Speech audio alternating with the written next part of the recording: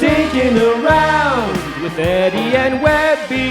Dinking around with Eddie and Webby tonight. Oh, yeah.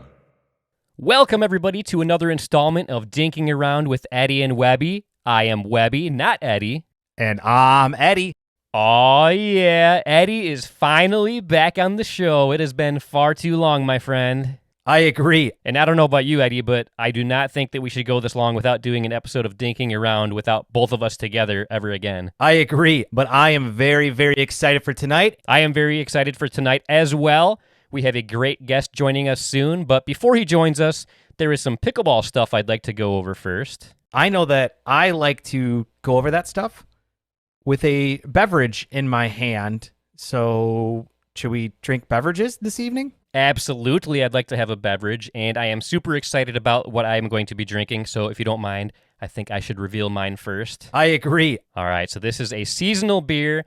It's a local Michigan brewery. They only release this for a short period of time each year. I'm always excited about it. It comes from Bell's Brewery, and this is the one and only Hop Slam Ale. Oh, yeah, and it's described as a double India Pale Ale brewed with honey, and I already poured mine, so cheers, everybody. I will be sipping on this all night. Oh, man. So good. And it's a very strong one. This is a 10% beer, so I will absolutely be feeling this by the end of the show. I'll be sipping it nice and slow. And, Eddie, I don't know about you, but I always look forward to this beer. I think you've had it before, and it's one of my favorites. I agree. Nice.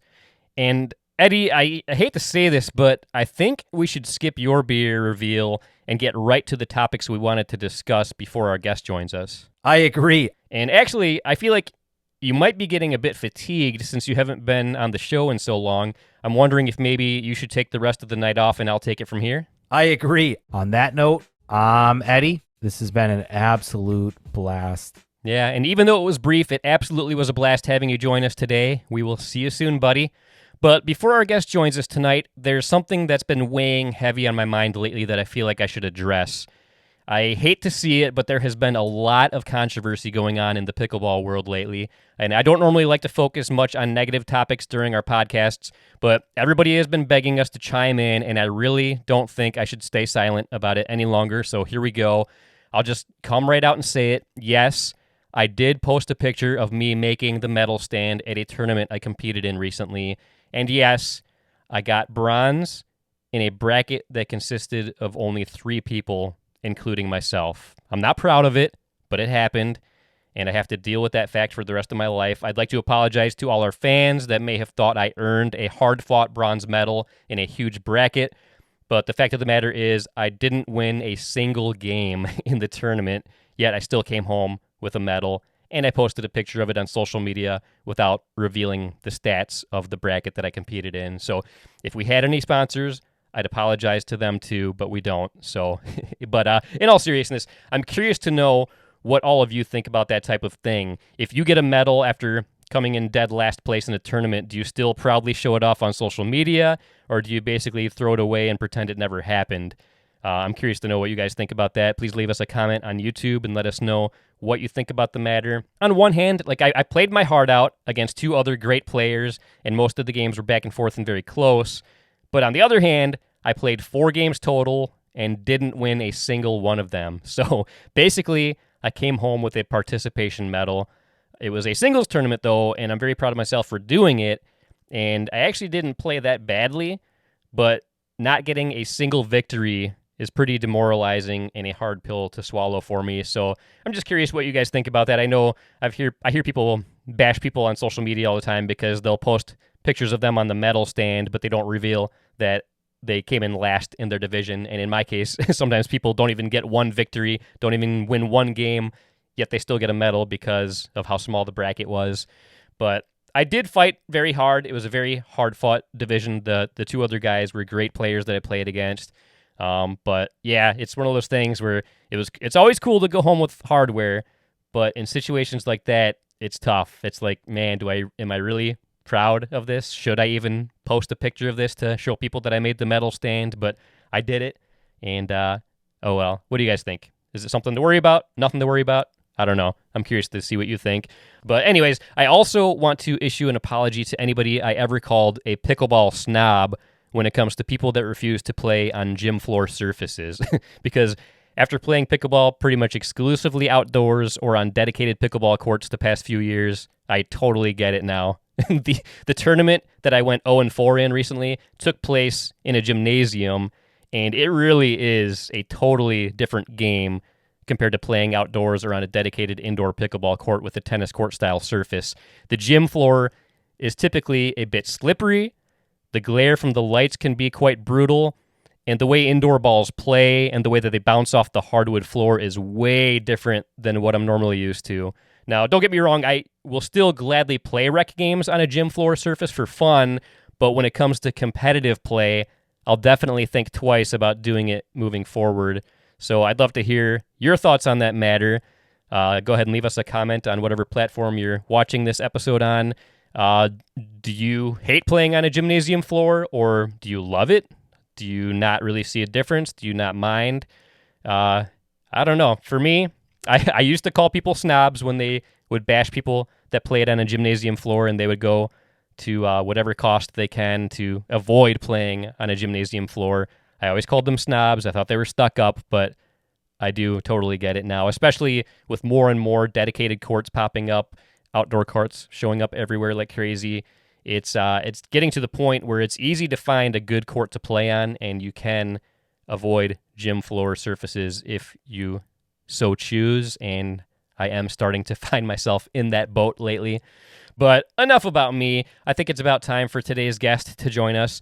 Like myself and most of you tuning into this podcast, pickleball plays a huge part in his life, but unlike the majority of us, most of his days are spent coaching and playing pickleball with high-profile celebrities. He was recently featured in Vanity Fair magazine and has been dubbed the pickleball coach to the stars. You may know him better as Pickleball McNasty. Please welcome to the show, Matt Manasse. How's it going, man? Good, man. How's it going? It's going great. Thanks for joining us. Quite an intro. I love it. That's right. So I've got to ask, how did you get the nickname Pickleball McNasty? Is there a story that goes behind it? Yeah, I mean, when I was at Everett Academy, actually, as a high schooler and tennis player, when I was a kid, my last name's Manasse, so it's not too far off of McNasty. And I had a coach, Christian Cowis from Honduras, that would say like, "What's up, McNasty?" And John McEnroe was McNasty way back in the day. So it just kind of stuck from then. I was always McNasty.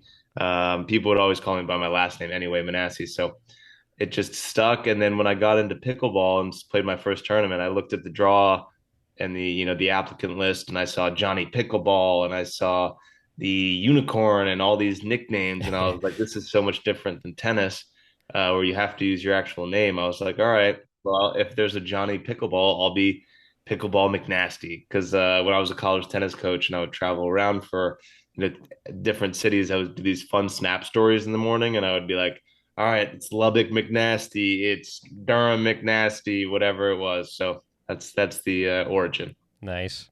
I like it. It's got a good ring to it. It really does. Yeah. Thank you. So next time I see you on the pickleball court, should I call you Matt or McNasty? Do you have a preference? Either one, Matt or McNasty, it all works. I'll respond to just about anything. All right. And you probably don't know this, but I was actually part of your live stream commentary warm-up act at the PPA Bear Wealth Management Open in Cincinnati earlier this year. On Pro Gender Doubles Day, I did commentary alongside Graham D'Amico for the matchup of Megan Dazan and Elise Jones versus Catherine Parento and Leah Jansen. And who would have known that two of these women would be involved in one of the biggest pickleball controversies of the year? That's right. That's right. Yeah, I mean, I don't know. I have so many. I don't have that many opinions on it, to be honest. I mean, it's over. Yeah. I mean, I don't. I honestly, sure, Catherine's done this to some people in the past. I think there's reasons for it, and valid reasons to why she switched partners. I don't need to talk about those, but I think there are plenty of valid reasons for them. This one, I mean, you have to have the USAPA that's running nationals has to be the one that's governing these decisions, right? Like, she shouldn't be allowed to drop someone a day before the event that's a healthy player that's wanting to play with you. Right. So they need to just change the rules so that it's not even on her. These players can't make the decision, and then it would make it a lot cleaner and better for the sport. Yeah, I totally agree. I know Catherine put something out there on social media afterwards. Elise Mhm. put something out there. But yeah, I totally agree. I think USA Pickleball needs to be held most accountable for what happened that Correct. day. It never should have even been an option for what went down. So, but Correct. yeah, I'm sure like most people, everybody's probably sick of hearing about it. So we'll go ahead we'll go ahead and move I on. mean, look, it was controversial. I mean, I don't Yeah, think anyone would have even known or second guessed it had Dane Gingrich not put it out online. yeah, It would have just been business as usual, and Catherine would have played with Anna Lee. I mean, there's a lot of factors that go into that too. They're both paddle tech players. When you win a title with another sponsored athlete from your paddle brand, you're going to get a bigger bonus. So that all plays into it. And there's business decisions that are made, and Catherine isn't making decisions solely, by herself. There's a team around her. She has a trainer now. She has, Athena, who's her partner and manager, and all the interactions I've had with Catherine have been great, with Athena as well. So I have only good things to say about them, and they're going to make decisions that's best for her game. Um, Whether the rest of the pro community loves it or not, she'll have to deal with that, right? Finding partners, making sure she's covered in the future. She'll live with those decisions, whether they're right or wrong. And I guess we, as a fan base or fellow pros or whoever we are, it's not really up to us to decide. yeah. And I consider both Catherine and Athena pretty good friends, and they're both super nice people. So I mean, I wasn't super thrilled to hear about what happened, but yeah, I know they definitely didn't mean to like cause harm or be Right. evil people like people are making them out to be. So yeah, that was a tough one, but let's go ahead and move on. For anybody listening that doesn't know much about you, can you tell us a bit about your background before pickleball entered your life? Yeah, I mean, I was pretty much tennis ran my life for since I was 10 years old or something. I wanted to be a pro tennis player growing up. The writing was on the wall that wasn't probably going to happen towards the end of high school, but played college tennis at USC and Purdue. Um, then went on to work at Babolat in marketing and scouting, as on the tennis side of things. Now they're in pickleball as well. And then was a college tennis coach for about 6 years. Wisconsin, Oklahoma State, and Duke had good uh, track record there. NCAA semis both years at Duke, NCAA final at Oklahoma State, and Elite Eight. And then got into the pro coaching right before the pandemic. I was coaching Shelby Rogers up until Indian Wells. Pandemic hit and forced me to kind of figure out something else to do. I was sick of the tennis tour. It wasn't really what I wanted to do. I kind of realized college coaching wasn't what I wanted to do, and found pickleball and have seemed to make a little bit of a career of it. Very nice. I feel like it was about a year or so ago that I started seeing posts on social media and hearing mentions on other pickleball podcasts about somebody that's called Pickleball McNasty, and I was like, I don't know who this guy is, but he's always hanging out with famous people and seems to have quite an interesting life. So, how exactly did you get involved in doing pickleball coaching for all these high-profile celebrities? Yeah, I mean, so when I moved out to, my first tournament I ever played in Los Angeles, I came out uh, to LA a week early. I was paired with Ryan Sherry, who's, still a great friend, and we still play doubles together once in a while. Um, and I was just out here to train and see the level of talent that's out in California, and didn't really think anything of it. And one of those training sessions, met Doug Ellen, who's the creator of Entourage, my favorite show. Nice. Developed a friendship with him, Sam Curry as well, who's now playing pickleball, and pickleball seemed to be able to help me make real friendships more so than tennis ever had. And in that one week, I was like, wow, I feel like, we were going to private houses in Beverly Hills to play with Doug, and things I've never really seen before, on Mulholland Drive, and crazy things. I was like, wow, if I can do this in 1 week of being in LA, maybe there's something here. Maybe I should look to move. I've always wanted to do something in Los Angeles. Like I said, Entourage was my favorite show. And moved out a month later. I got a garage converted studio apartment, pretty cheap. Was furnished. I just drove my car out with my dad.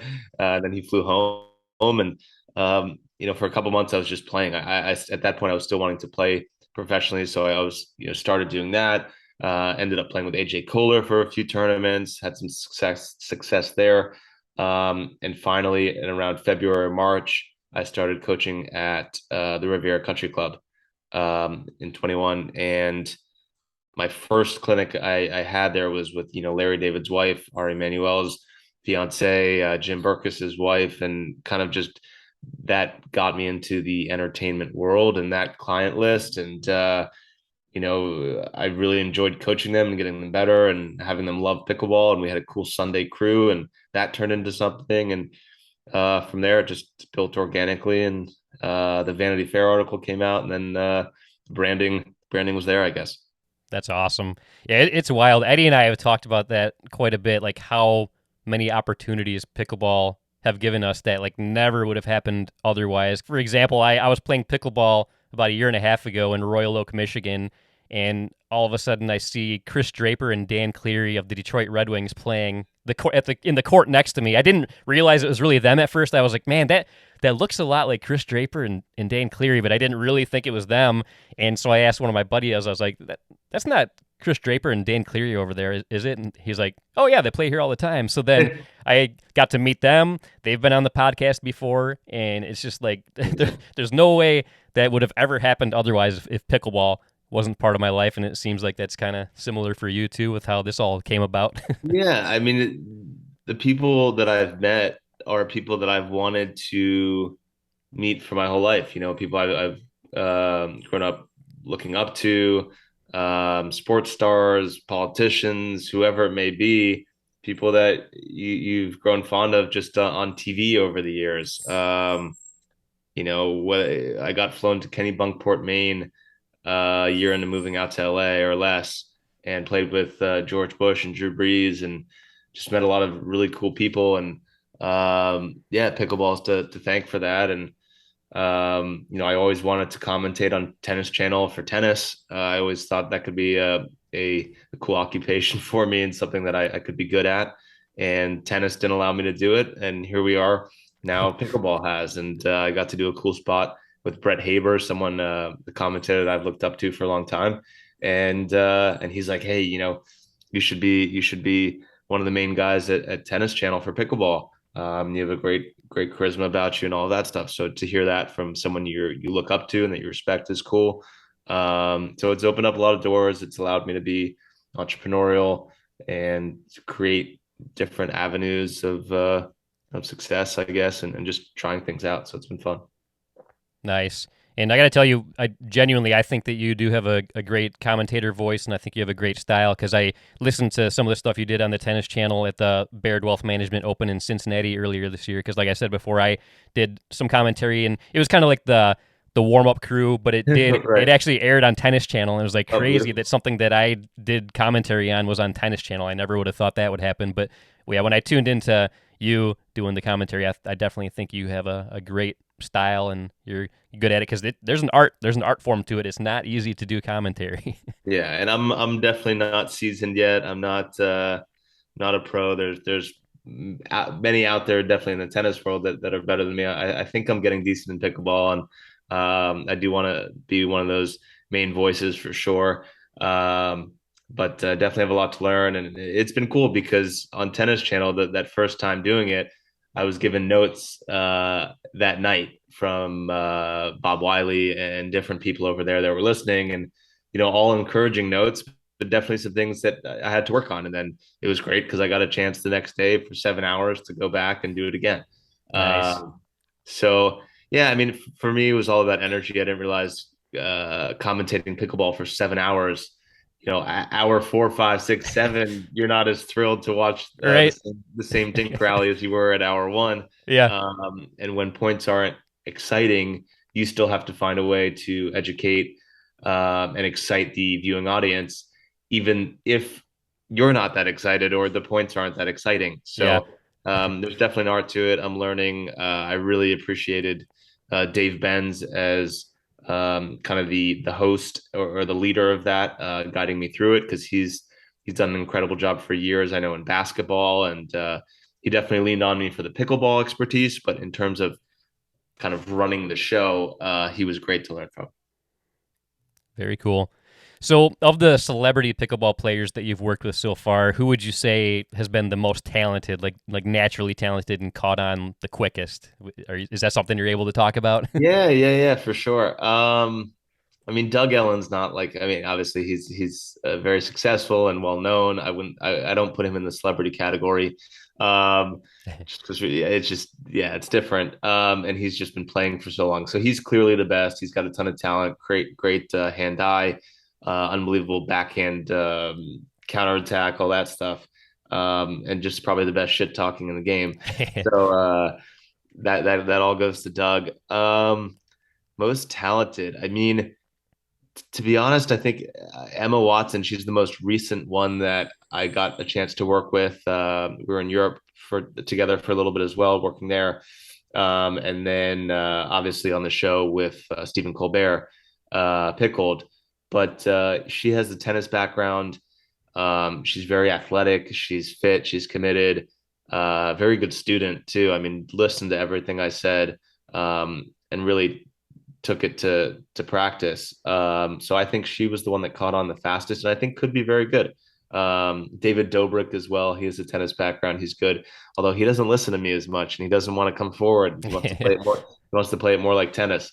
He doesn't like doubles. Emma really kind of she bought into the dink and wanted to learn the slow game, and was a very good student. Awesome. And yeah, I watched that entire Pickled special, and I was very impressed with how good Emma was. She was a beast on the court. I was very impressed with her skills. And I was telling my wife, like, sorry, but she's my new celebrity crush. She's on your the list, right? She is. Yep, she's on the short list. Yeah, I mean, she was great, and she's competitive. She's serious. I mean, they didn't show it. There was so much stuff filmed that they cut. Unfortunately, I was left on the cutting room floor. But I mean, she came out 30 minutes before she had to, just to get like a full one-on-one warm up, and was, I want to work on dinks, I want to work on drops, I want to work on drives, I want to work on returns. So we did everything one-on-one before. She was in a full sweat, then went back, got the makeup, got the shine off a little bit, and was ready to go. But yeah, she's committed. Very nice. I was impressed with Will Ferrell too. He played quite well. Like I didn't know what to expect from him, but I thought he did well. At least what they showed on TV anyway. He looked like he was doing pretty well. Yeah, no, he's actually a very good athlete. He's a tennis player to begin with, so he has good hand-eye. He's been seen at the Australian Open, US Open, all these tennis events for years. So he's got some skill. If anything, he probably laid off a little bit, I think. I don't know why, because he was more focused on the comedy. I got that impression too. Like he seemed to start strong, and then I got the impression that he saw that his opponents were struggling, Right. So then he kind of eased off a bit. And then, he wasn't. I don't think he's agile enough, or maybe seasoned enough in pickleball to be able to like take over a court, even for his partner. If it comes to him, he's going to be great. But then in the final with Dirks and Phil, I think it was just a little bit too much, because Tig is great, but she was a liability Right. in terms of that match. Yeah. So we've been talking about the CBS special Pickled. For those tuning in that might not be super familiar with it, can you tell everybody like what exactly was Pickled? Yeah, it was a 16-person celebrity pickleball competition show. Stephen Colbert was host. There was full commentary, sideline reporting. It was a one-day shoot. 8 teams of 2, quarters, semis, finals, random draw, and the winner took home the golden gherkin and the big prize. And it was really fun. I mean, pickleball, like it does, brought 16 celebrities together, and people that lost stuck around and were practicing more and watched other people and were cheering them on. And in Hollywood, that's a rarity to have talent stay longer than they're supposed to. They have an obligation to play until they lost, and normally I would think when they're done with their day, they would leave. And you probably had 60-70% of people sticking around for that final that weren't in it. Nice. And going back on court and asking to play. I taught Paul Shear probably an extra hour after he lost, but then I was exhausted. But no, it was a great thing. Raised money for comic relief. That was the main focus of the event. Children and families facing homelessness. I don't have the numbers on how much we raised yet, but I think they raised quite a bit. I also did a charity event alongside the kitchen with comic relief that I hosted in LA. So that was another good charitable effort there. And we ran a little tournament alongside to kind of promote Pickled and raise more money. That's awesome, man. I tuned into the whole thing. I watched it with my family. I was super excited for it. I saw all the promotions leading up to it. I was super stoked. What'd you think overall? And you can be honest. Like, what did you like? What could have been better? What do you want to see more of? Maybe next time. So when it first started, I was a little nervous because the first match was a bit rough. Not going to lie, Right. the first match was a bit rough, but I went into it not expecting to see super high-level pro action, so I didn't expect a whole lot of great stuff. The first match was rough, a couple of cringeworthy moments, but I Right. feel like as it went, the matches got a lot better. The players seemed more competitive, and it went back and forth. It was more fun to watch as far as the gameplay goes. It had the typical pickleball puns that I was expecting. So some of it was a bit cheesy, but to be honest, I really enjoyed it. I thought the 2 hours went by quick to me. I really thoroughly enjoyed watching it with my family. My family members that watched it with me, they are not pickleball players. They're very familiar with it because of how involved in pickleball I am, but they enjoyed it. They agreed that the first couple matches were a bit on the rough side, but I mean, Right. it was all in good fun. I thoroughly enjoyed it. But I went on, I checked out social media to see the feedback that a lot of like the pickleball forum and the kitchen were giving it, and Right. I was blown away at how much negativity that thing got. Like it, like people were saying this is horrible for the sport of pickleball. This is a step backwards, and this is an embarrassment. But like, I totally disagree. I thought it was great. I feel Yeah. like people were missing the purpose of this Correct. event. 100%. I mean, I think it was, first of all, it was a charitable event. It was to raise money for comic relief, like we talked about, and that was done. And it was supposed to be, a lot of these 95% of these celebrities had never played pickleball before. A few of them had trained with me a couple days leading up to it, but an hour at a clip, and some of them had never touched a paddle or racket of any kind before. So um, I think what was great about it was that they all were introduced to the sport for the first time for the most part, and all loved it. Like they all want to keep playing and they want to pick up paddles, and many have asked me for lessons since. And I think a lot of those keyboard warriors that were writing some negative things, I think if you saw their first day of playing pickleball, it probably wouldn't have been much better. Um, Yep. the fact that you have some big time names in sports and entertainment there that really took to the sport and just showed how much fun you could have doing it. Sure, the level wasn't there. I think it's all about that. And obviously, as you play and as you learn, the level is going to get higher and higher. So I think it was great to showcase the sport. I was talking to somebody else, and it was like, they could have picked anything to raise money for comic relief and use celebrities, right? They Right. could Oh they yeah. could have they could have picked darts or cornhole or basketball or tennis or anything, and they picked pickleball because the growth of the sport, because how fun it is, because how community driven it is, and I think the next version of it will show 16 celebrities that really want to be there, that have and they all wanted to be there, but really love the game and play the game already. So I think you'll see a higher level. I think it'll be a more serious competition, even though it will be lighthearted with comic relief and all of that. But yeah, I think it was great.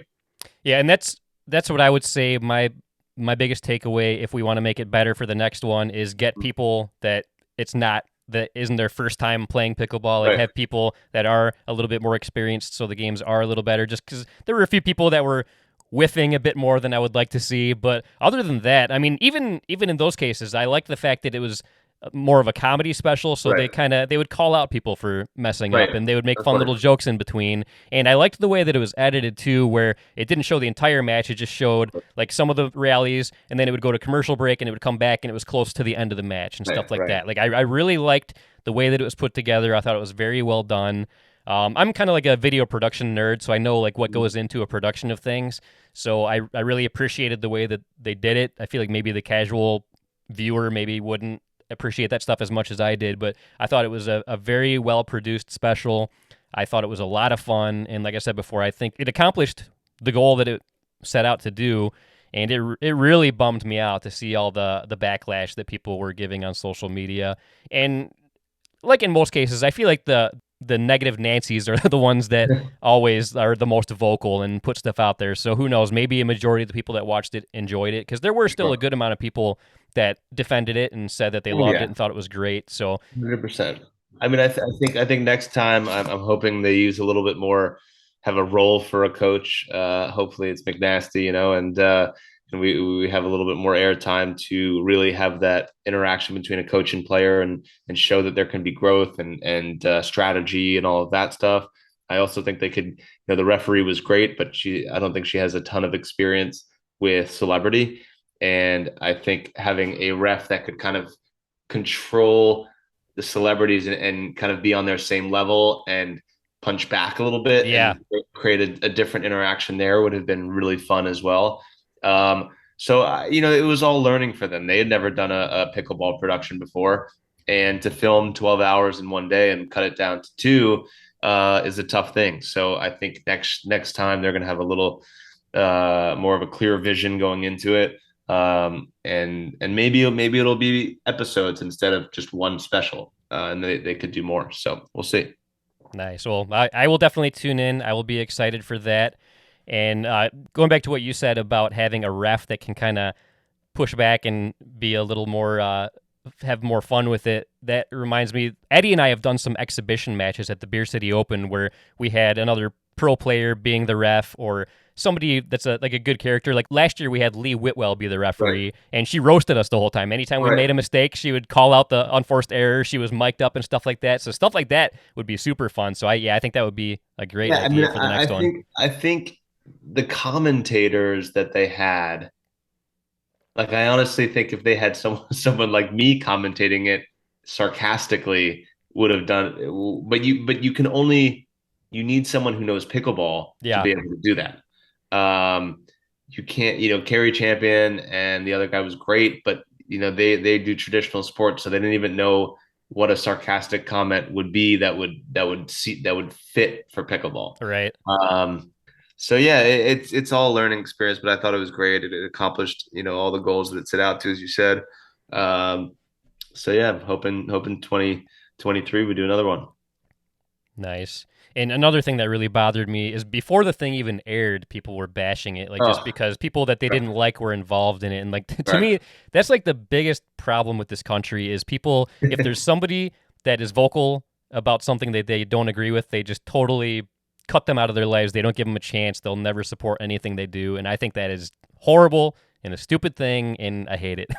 Correct. I agree. Yeah. I mean, for whatever reason, Colbert is a polarizing figure. 50% of the country likes him and 50% doesn't. And wherever you fall on that, that's not up for me to decide. He was great. All my interactions with him were great. But the bottom line is he made a show that was all about pickleball, that was all about fun, and that was raising money for a great cause. So to have any opinion going into it that is negative before watching it, I think is pretty counterproductive. Yeah, and I'll be honest, I've never been a huge Stephen Colbert fan. I don't hate him, but I've never been a big fan of his, but I absolutely loved the fact that he did this, and he brought good humor to it. So, yeah, I thought it was great. So, all the haters, you can just shove it. Yeah, agreed. Stay on Facebook. Yep. Yeah, honestly, I feel bad for people that aren't able to enjoy stuff like that. I just feel bad. Something must be going on in their lives where they can't find the joy in simple things. I've personally never felt so strongly about something that I had to go online and write negative comments towards someone. I think once you get to that point, I don't know. I don't know. I go by the old saying, if you don't have anything nice to say, don't say it at all. Yeah.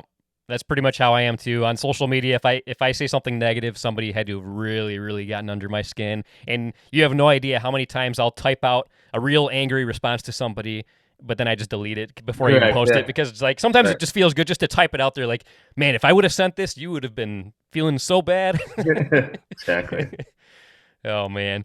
But so overall, what do you think? Do you think pickleball will be a successful mainstream spectator sport, or do you think it's just something that is too hard for people to follow if they don't play it? Because I'm kind of on the fence about that whole thing. Yeah. I mean, I'm on the fence. I understand the nuance. You understand the nuance. There is serious athleticism involved. I just played this pro event this past weekend. I was exhausted, and I know what it takes to be great at this sport and how much effort these top guys are putting in. It really is a professional sport, and I think it's exciting and entertaining to watch. Um, the numbers say otherwise currently. The viewership isn't there necessarily on the streams. I think Tennis Channel is actually having pretty good numbers from what I've heard. But in terms of just streaming for PPA and MLP and stuff, the numbers are relatively low. But that might be also just kind of like a marketing thing within the sport. Like not many people know that tournaments are going on. We're not really getting Right. it the mainstream there. People know celebrities are playing. That the Colbert special was blasted out all over social on pretty big time accounts all the time. Um, so the amateur side of the space, that's the growing side. That's where I'm kind of putting all my money on or my time and focus. I do think as you build these personalities, the Tyson McGuffins and Ben and Annalie Waters and all these up and coming talents, it should once you can build personalities there, then people will tune in. I know there's some stuff going on in the next year with different documentaries and docuseries that should help along in that path. So yeah, I'm on the fence too. We'll see. I think it's too early to tell. People 2 years ago was what 2.5 years ago as PPA started coming back with their events. That's not that long of a time to really say whether a pro pickleball is going to succeed or not. Right. It's still too early. I think the growth has been insane. So we just have to keep plugging away. I think the schedule is a little bit too chaotic at the moment. There's too many events, Hmm. so that there's not really value in each event. But we'll see. Yeah, well said. I definitely agree with all the points you made there. I want to ask a couple more questions, celebrity related, before we part ways. um, Matthew Perry recently did an interview with Diane Sawyer, and he mentioned something about a perfect day for him would involve playing pickleball. Did I hear correctly that you've actually given Matthew Perry some pickleball coaching? Yeah. I work with yeah, he was quoted in my Vanity article actually. But yeah, no, Matthew's great. I've worked with him for about a year now.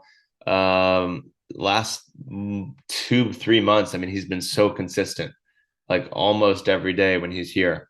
Um, so yeah, Matthew's great. I mean, he had a good tennis playing background as a kid. Um, Obviously, it's been a couple years since that, and he's had a tumultuous journey of getting through addiction, and now he's on the other side of that, and just came out with his book. Obviously, why he had that interview with Diane Sawyer, and no, he just loves it. It's he comes out, he gets a great sweat in. And we built a cool little community at the Riv of players that he likes to play with, and he brings people that he likes, and I bring other coaches, and it's just a fun crew. So Matthew's great. Yeah. Nice. That was a great interview too. It was great to hear that he's kind of finally getting his life back on track in Yeah. the right direction after all the stuff that he's been through. So that was great to hear. And I was watching that with my family, and when he mentioned pickleball, my family's jaws dropped and they looked all at me because they all know I'm obsessed with pickleball, and they're like, "What? He mentioned pickleball? That's so cool." Yeah. No, he's obsessed. I mean, I believe he's building a court at his house, and yeah, I mean, look, in LA, it's really blown up in the last couple of years.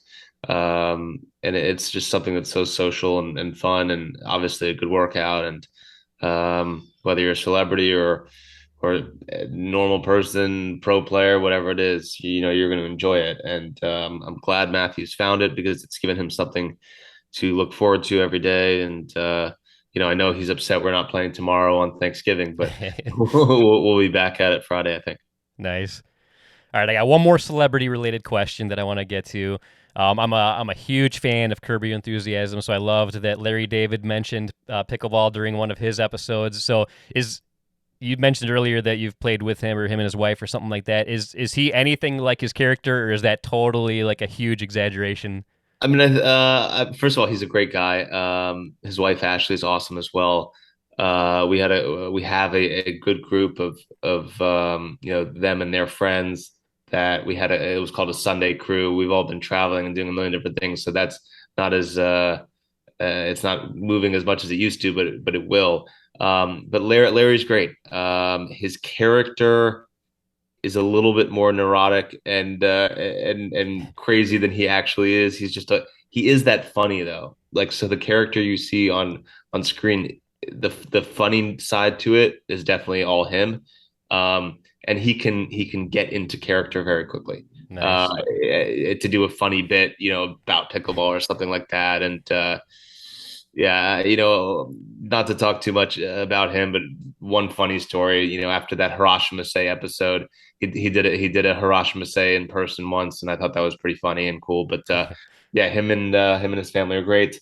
Spending time on the pickleball court with them has been great. So yeah.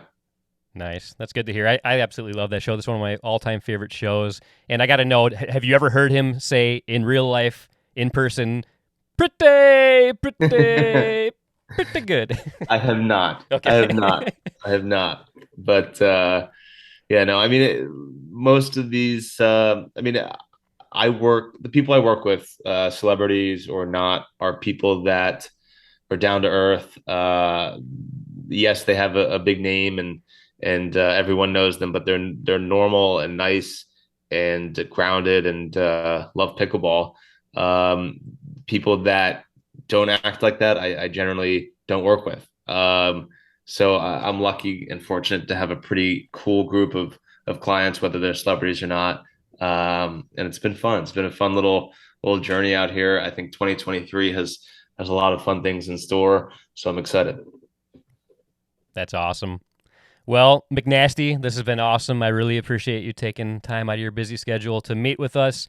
But before we part ways, we always like to give our guests a chance to say anything they want to our audience. So if you want to tell us about any upcoming projects you have or how to follow you online, whatever you want to say, the microphone is yours. I think well, first of all, thanks for having me on. I really appreciate it. I know we've been trying to get this in the works for a while, so it's been a fun chat and fun hang. Sorry I couldn't join you with the beer myself, but yeah, no, yeah, 2023 is going to be fun. I'm going to be joining this project, I believe, out of South Carolina called Crush Yard. A bigger announcement about that will happen, in the next couple of weeks. So I'll be in Charleston quite a bit. Yeah, I mean, follow me at Matt Manasse on Instagram. I'm part of the kitchen as well. We do a lot of cool content together and fun things and events. But yeah, look, this journey in pickleball has been great for me. It's changed my life. I think pickleball has changed a lot of other people's lives for the better, and I'm excited to continue spreading the gospel of the greatest sport that we all love. And yeah, happy Thanksgiving. Nice. I love it. Happy Thanksgiving and have a great night. All right, you too, brother. Man, that was a lot of fun getting a chance to hang out with Matt Manasse, a.k.a. Pickleball McNasty. And I can't imagine getting a chance to play pickleball with all these high-profile celebrities like he does, but I absolutely love that fact. And the fact that all these celebrities are just as obsessed with pickleball as you and I are, that is very cool. Yet another sign how far pickleball has come. It's officially made it, and it's only going to keep getting bigger and better as time goes on, and I absolutely love that fact. But that's going to do it for us here today. Hopefully, on the next episode, Eddie will be able to join us for the entire thing. It's been far too long since Eddie and I have been together for an entire episode of Dinking Around, so hopefully it happens very, very soon, and I think it will. But that's going to do it for tonight. And until next time, this is Webby, not Eddie, signing off.